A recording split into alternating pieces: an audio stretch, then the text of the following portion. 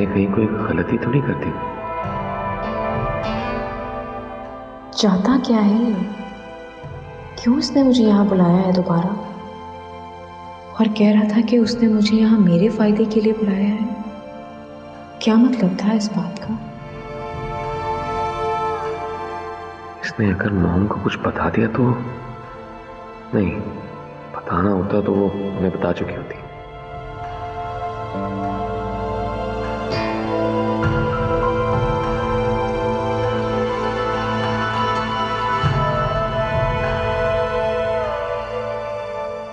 मैं दोबारा इस पर एतबार करने की गलती कभी नहीं कर सकती।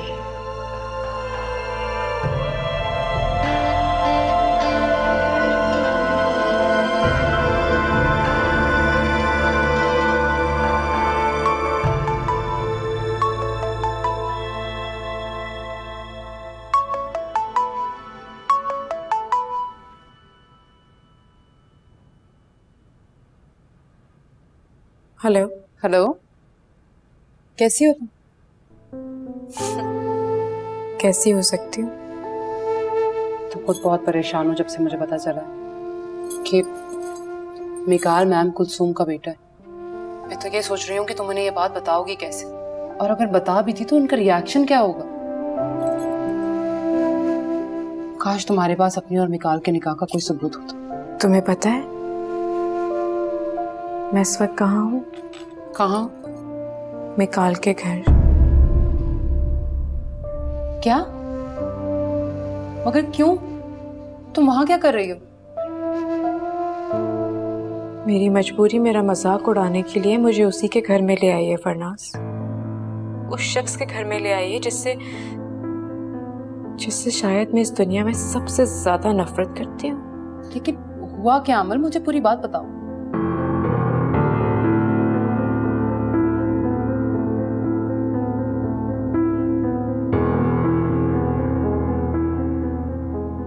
मैं तुम्हें बता नहीं सकती कि इस वक्त मुझे कितना गुस्सा आ रहा है तुम्हारी माँ पर।